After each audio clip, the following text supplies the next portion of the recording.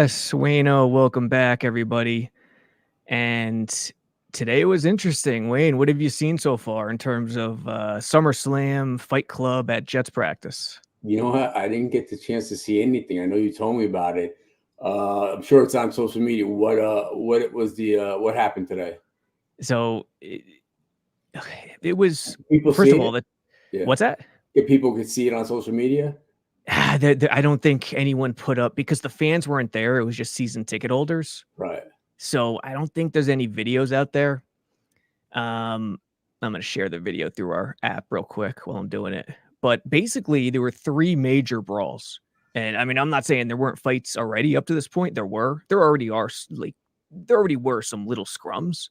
Right. But today, the first one broke out near the sideline. You know, Woody Johnson's mom's tree, that big tree right in the middle of practice field. Yeah. A third of the team, maybe even half the team, got together in a scrum after a rushing play. I couldn't even tell. It was so many people. I couldn't even tell who started it. Right. Someone's helmet got ripped off. A couple plays later, Garrett Wilson and DJ Reed got into it after an incompletion. The ball was off because Rogers was trying to avoid the rush. So Garrett saw the ball, tried to come back. DJ had his head turned still. It was one of those things where Garrett felt vulnerable. You know, when a guy goes up for a dunk and gets his legs taken out, kind of like that.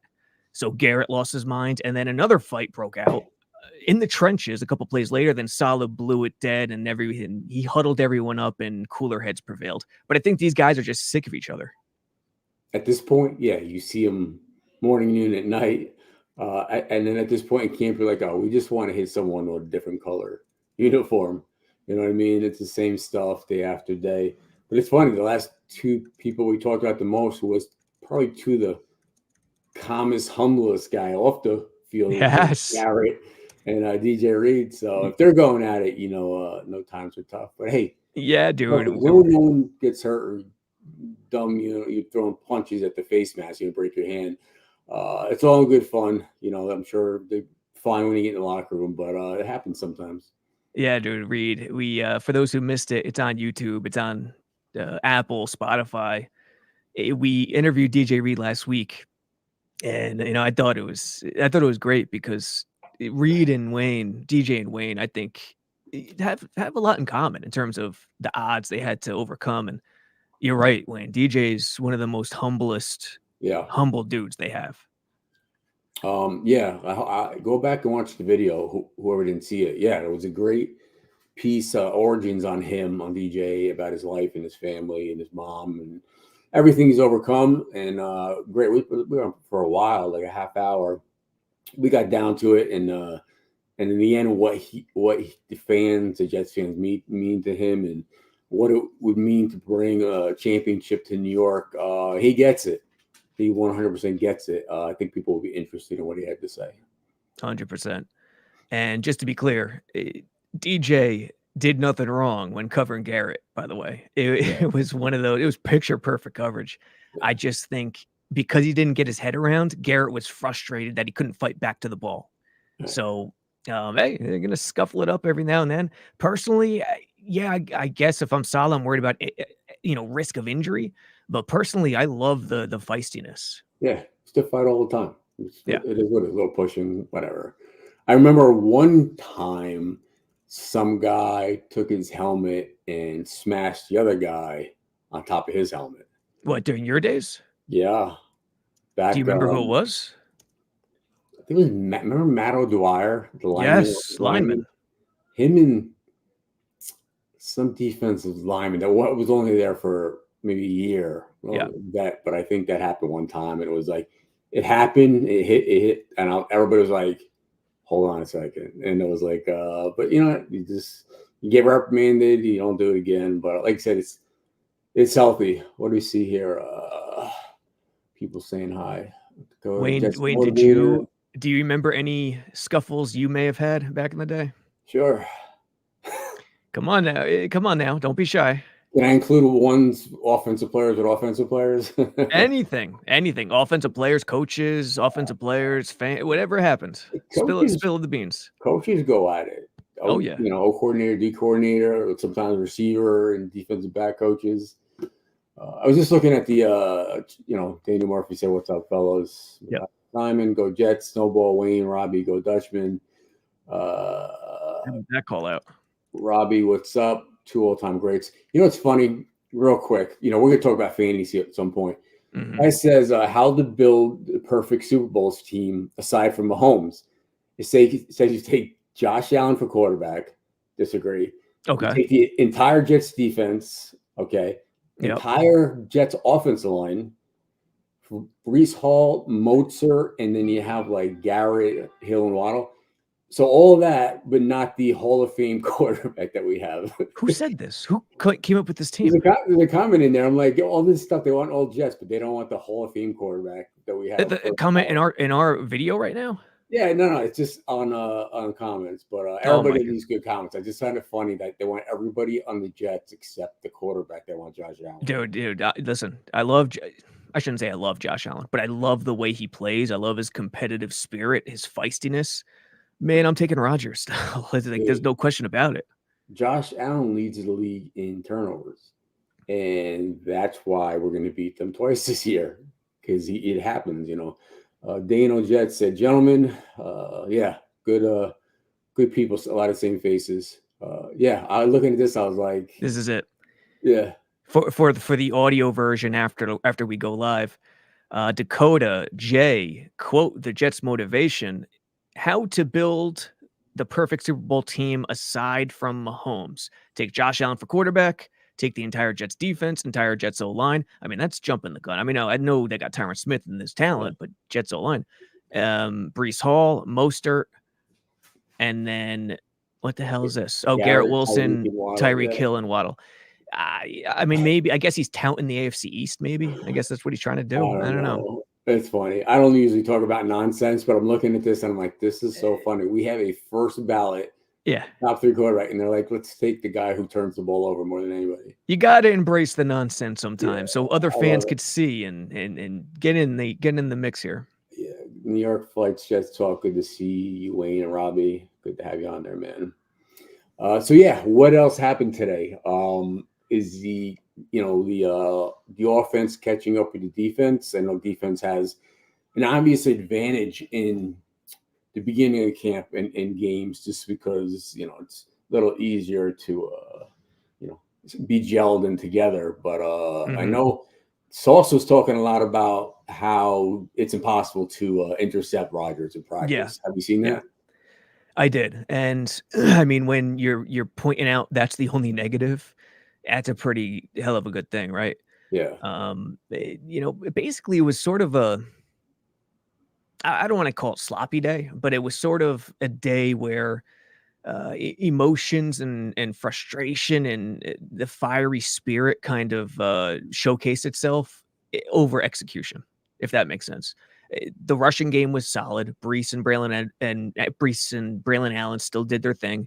Garrett was quiet. Xavier Gibson returned, Wayne, and he didn't flash a lot, but he got plugged right back into the starting lineup with Lazard and Garrett Wilson. They were rotating. I told you, when you put the pads on, Corley's going to start showing up, and he has. He has, dude. You're right. Yeah. He was, when Gibson was out for that week, hurt. They were rotating guys in. Corley, who else? Brownlee, Malik Taylor, even this young kid from where Salah's from, Dearborn, Michigan, Hamzy El Zayat made some plays. And he made a play today, actually, from the 3rd string or 4th string quarterback, Adrian Martinez, a vertical right down the sideline. But what El Zayat did so well, something you talk about, he gave the quarterback enough room near the sideline to let him hit the outside shoulder and drop it in. Anyway, it was perfect. Adrian Martinez to El Zayat. Okay. Yeah. They're you're going to see guys showing up at this point, hoping to just get that chance in the preseason. I got a good question here from Daniel Murphy. Mets player. Yeah. Wayne, who's your favorite wide receiver to watch play in the league right now? It doesn't have to be a Jet, just someone you enjoy their play style or whatever. Obviously, I like watching Garrett run his routes and everything he's done. And, just looking at the top receivers, this Justin Jefferson kid, he runs some phenomenal routes. And he's said he was going to be the best, and he is. There's some of the catches he's made. Tyreek is just amazing to watch how fast he can accelerate after he gets the ball. I'm trying to think. Devontae, it's okay, fingers crossed. Just the way he runs his routes, it's like an art form to him. I like this him on St. Brown dude from the Detroit. I saw him on that show. Me too. And I just like his story. He works hard. Just guys who are very good running routes. His dad was a bodybuilder, right? I think so. And then Cooper Cup, those guys that work in between the numbers and stuff like that. But yeah, if people ask me, as far as it's not a question, who's my favorite or most dominant receivers of all time? If you ever go back and see, Calvin Johnson, Megatron from Detroit. Yep. Here, Wayne, what is your Mount Rushmore of all-time receivers? Yeah. This is an interesting question. Yeah, I didn't even know that. I know two of them for sure, I think. Well, I mean, obviously, I'm a monstrous Jerry Rice fan. Yep, there's one. I'm a Largent fan. There's two. Those are the two. Yep. And one of the guys I grew up watching, you didn't see much on TV, but I played against for a bit. I loved Andre Reed from Buffalo. Cuttstown. Yeah, Andre Reed, Largent, and you could throw Megatron and guys like that. Those are the guys. Those are the guys I remember. Yeah, that's a hell of a Mount Rushmore. I think I'd go. I mean, in terms of favorites, Rice, I'd have to put Rice in there. Yeah. You would have to be in there based on what age I was when you were in your prime. Yeah. That's a good question. Taking only 4 is rough. Yeah, it's there's so many a list for different reasons, but as far as receivers that meant stuff to me, you know what I mean? Yeah. So here we go. Check this out. Snowball, Wayne, Hofstra class of 93, right in your wheelhouse. It's a shame Weeb Eubank Hall is gone. What was Weeb Eubank Hall? Was that the Jets facility in Hofstra? That was the name of okay. And, that had just been built when I first got there. I wasn't there very long before they got rid of the team, but they built a nice stadium, U-shaped stadium, brand new press box. When I got there, it was just basically bleachers. So yeah, it's a shame that things just aren't there anymore. Gotcha. Something else that happened in practice, still on the screen, Breece Hall. He's running the ball great. The O-line is coming together. Tyron Smith returned. He sat out practice yesterday. I thought it was a veteran day, but afterwards they claimed he was stiff. There was some stiffness. He practiced today, but not in teams. Okay. So the O-line's coming together. But Breece, man, he is going to be a monster in fantasy. He had a play today. It was a Texas route, basically. But before the snap happened, Rodgers motioned him. Just a quick little shuffle motion. Right. And they snapped it when he was kind of, just outside shoulder of the tight end. Yeah. To give him space to work on that Texas and give him space to go outside and then inside. And it would have went for like 50 yards after the catch. He's going to be a monster. Yeah, that's, people don't know, like when you're lined up, if you want to know if it's man or zone, you just take a couple steps in, and if that guy's going with you, it's man. If he's passing you along because he thinks you're going across the formation, it's zone. Yeah. If you go back and look at the Green Bay game, which I've seen recently, I have that same angle route.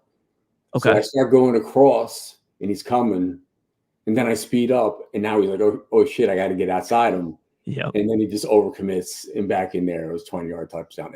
Motion is very underrated as a way to get receivers open on these quicker routes because the person covering you, you can change the pace of your motion. It's not like just coming off the ball. You can go slow, and that's a big weapon. So if they're putting him in a situation like that, I mean, it's a huge advantage for the Jets. Sure, especially for slot guys, right? Like you and by the way, Garrett's playing a lot of slot this summer, Wayne. Yeah. Like everyone wants to shoehorn Gibson into the slot.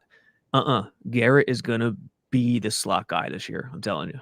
Yeah, move him around. They'll move around for sure, absolutely. Yeah. But like money down, you got to have it. Yeah, I think Rodgers is gonna look for Garrett. Gotcha. All right, Dano Jets YT. Can Breece throw it as well as Curtis? I'd like to see. I'd like to see a Hall, Breece Hall to Wilson, like the Martin Corbett play that is the goated. Yeah, I don't know if people realize this. Obviously, everybody knows the Tampa game, the flashlight game, Yep. the game winner. But if you go back, if you go up another year or two, he threw me one at Pittsburgh, which was like a seed, like hit me, like, drag my feet out of bounds. So 2 passes, 2 catches from Curtis, which is more than I have with, 5 other quarterbacks I've won with. You know what I mean? Yeah, Frank Reich. I wonder if Frank Reich has more than Right 2. there, But yeah. some of these guys, but yeah, it's funny. Curtis, yeah, I'd like to see Breece throw into to Garrett. Yeah, I don't think we've ever seen Breece throw one yet, right? Well, that's the good thing because then you're not Right. expecting it.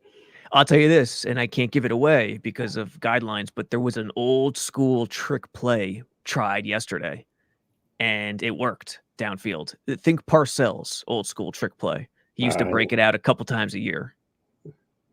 Okay, Eagle fan, Kurt. I know we're talking about today's Jets. Did Corey Davis sign with anybody yet, or he's still retired? I don't think so. I haven't heard anything, so I still think he's retired or indoor available, whatever he's thinking. Yeah, I like Anquan Bolden. Reminds me, Wayne, very good player. I don't think he got enough credit because he wasn't as flashy, but he played a long time. Had a lot of good catches. Yeah, if someone said Moss, of course, you got to throw Randy Moss in there. Actually, he could have been talking about Santana. I'm not sure. Here we go, Dano. Santana's got like 200 more catches than me. It's crazy. That is, I mean, listen, he played in Washington a lot too afterwards, but I would not have guessed that. Yeah. And folks, everyone listening, throw your favorite receivers in the chat, and I see Larry Fitzgerald. Another guy wasn't crazy flashy. I love giving people little tidbits. Larry Fitzgerald had more tackles in his career than drops. That's incredible. He had more tackles, I guess, on interceptions or fumble recoveries by the other team, tackling defenders than he actually had drops in his career, they said. That's an absurd trivia question. That's incredible. Keep track of that. But Heinz Ward. What about Heinz Ward? There's another. Oh, he couldn't play in today's game. He's a king to crack that block and knocking linemen and linebackers out. Yeah. What else are you noticing? How about the play calling and the relationship? I had not heard Hackett's name out of your mouth or in the news at all. Is he kind of like going under the radar and letting Rodgers kind of do his thing? Yeah, he's. I think it's the best thing, him flying under the radar. Because you remember camp, depending on the quarterback, but mostly the quarterback doesn't really have the freedom to check at the line and change plays like crazy. Right. It's a little different with Rodgers. There's some situations where they don't want him to, some where he can, I think, or some where he will. Like, it's up to him, but he knows the deal. And so I think that's kind of what keeps Hackett off the headline. It's Rodgers, So I do see new things though from last year. Like, they're going to be more of a man rushing attack, like powers, counters, right, traps, whams. I mean, they're going to run their zone still, like outside zone, split zone, but I think they're going to do a lot more with this line because this line, like Moses and Simpson, they could do stuff in the man scheme. So watch out for that. What have we seen the starting 5 linemen together in one practice? I think like during the a series or like yeah. So Moses finally returned yesterday. Like, he was practicing a little bit in individuals, and then finally he made his debut in teams. So I think yesterday, Tyron wasn't there. So I don't think they've been fully there yet. Almost 4 out of 5, but not fully 5 out of 5. When Tyron gets back into teams, which is by Thursday, I think they'll be back in full strength. Okay. Yeah. I'm just curious, how much work they're going to get.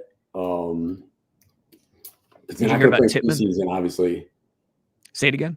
He's not. They're not all going to play in pre. I mean, if Aaron is not going to be playing in preseason, which I 100% agree with, why would you play Tyrod, the older guys, to get time with Tyrod Taylor? I mean, you get him in shape, but yeah, I don't think Tyron will play. I don't think Rodgers will play. Actually, Salah was asked about it today. I don't think Tyrod's going to play much either. So a big deal right now is who the QB3 is. And I mentioned Adrian Martinez throwing that ball to El Zayat. Adrian Right. Martinez, I think he was the UFL MVP. So he started off terribly last week, but has turned it around quickly. Andrew Peasley, who's the QB3 right now, has slowly gotten better. So they really need those two guys to keep it going, and they're on the right trajectory because I think those two guys, Peasley and Martinez, will play a lot in the preseason. I mean, Tyrod and Aaron, how many years they got between them? So I know. smart not to do that because, like with Herm, he took care of me at the end of my career. Yes. Like in preseason, he'd be like, "Do you want to play?" I'm like, "Yeah." He's like, "Listen, put on your baseball hat, cheer for the young guys, be ready in September." So I'd go out pregame, go hard, with everything, and then at some point it's like, do you need the reps? Do you need this and that? If you're in shape, not much changes. So I'm glad that's what you're doing. Yeah, he needed. In other words, Herm needed to tell your ass to not play. Don't even think about. Yeah, basically. Yeah. Tyson Mack. Oh, Don Maynard, the original monster wide receiver. Oh yeah, geez, how do we not mention Maynard? Dude, you see some of his routes after he catches the ball, like that gallop he had. No, there wasn't really gloves back there, wearing sleeves. It's hysterical. Yeah, Maynard was unbelievable. On our site, we have a Maynard page, and the featured image is tremendous. It's one where his face is bloody, like just fighting through an injury. I'll see if I can find it and share it, but it's just a great image. It shows his toughness. Here's another one. Andre Johnson is one of my favorite as well. I love watching Andre Johnson. Yeah, Andre was tremendous. Yeah, he's tough. I remember that fist fight he had, but I don't know who he's fighting. But they were throwing blows on each other. I think it was a Tennessee Titans guy. Flanagan. Yeah, Cortland Flanagan. Yes, yeah, they went nuts. And Andre's a soft-spoken guy too. Yeah. So Flanagan was losing his mind on him. D Hop. Hopkins is good. Yeah.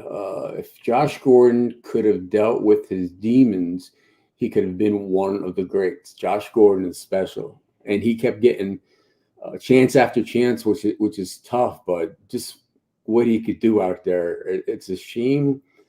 It's just one of those careers I would have loved to see. What he ended up being. What's going to say? Sterling Sharp. How good Sterling Sharp was. And I remember when Shannon Sharp, I think, gave his induction speech, just saying how it's crazy with all these things he did, that he wasn't the best football player in his family. He talked about Sterling. It was one of the first things I remember about football in the early 90s. Sterling Sharp was a stud. He was one of the best in the league. And Shannon was a rookie and bet his brother, I don't know how much money, it was a crazy amount, that he'd have more receptions than Sterling that year. Right. And everyone thought he was nuts, and he lost the bet. Turns out Sterling retires early, and Shannon goes on to have his career. It's crazy. Longevity. Snowballs say, Wayne, do you have carte blanche at the facility? Can you just walk in whenever you want? Yeah, I mean, my pictures, you look at my photo when you walk in. Yeah. My face is on the 50-yard line in the field, and names up in the stadium, so I'm pretty good going there too. yeah, I think you're good to go. Like, I remember when paid for it. What's that? Remember when the security guard stopped you in '95?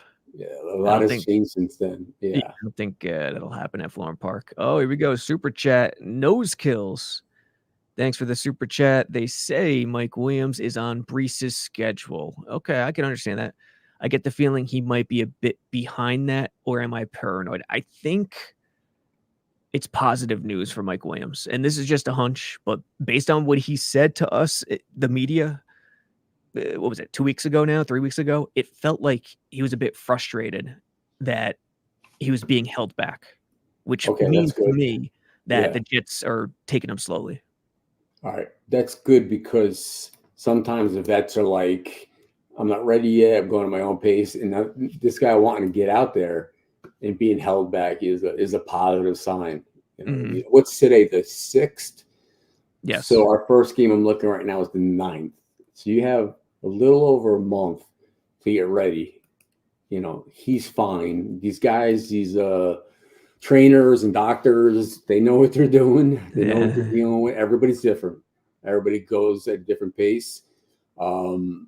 Just need to have him on the field when it matters, and he's not going to be playing, all the plays, pick his spots, and he certainly can contribute. I mean, people aren't even thinking about him yet because they haven't seen him on the field.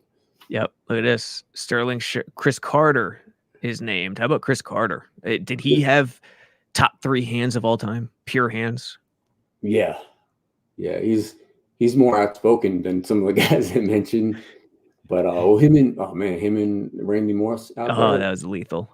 Listen, there's different kinds of people, how they act, this and that, how they carry themselves.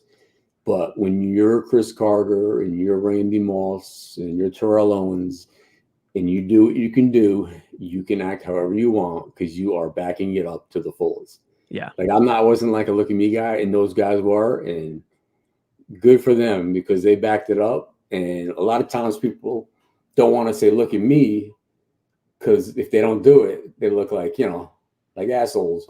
But they wanted, hey, look at me. Don't look anywhere else. Let me show you. And I trip watching them guys. Chris Carter, definitely top 3 hands. We got to do one of these days, come up with a all-time look at me team and an all-time modesty team.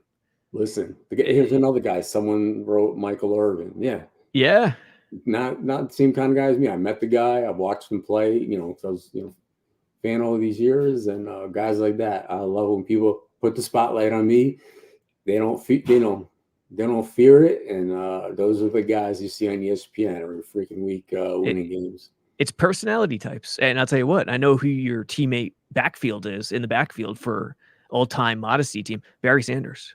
Yeah, Curtis too. Yeah, Curtis. He never, he's not around. And I wish he was around more.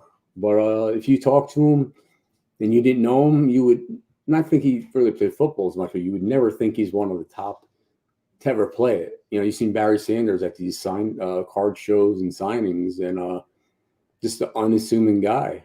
Yes. Those are my kind of players. Largent. Have you ever? It's just it's different back then. Maynard, guys like that. Yep. I mean, Cooper Kupp is sort of like that too. I mean, in the modern era where it's tougher to find those guys. Yeah, a lot of the guys I talked to you about, like in Edelman and Amendola, and all those guys. Edelman, he's got the podcast and everything going for him, and he's a massive star. Won Super Bowls, MVPs, whatever it may be. Again, another guy that backed it up. His whole career. I love watching those guys.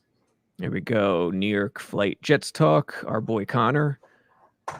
Wayne, Robbie, this is Connor. Come on, Connor. I know who you are.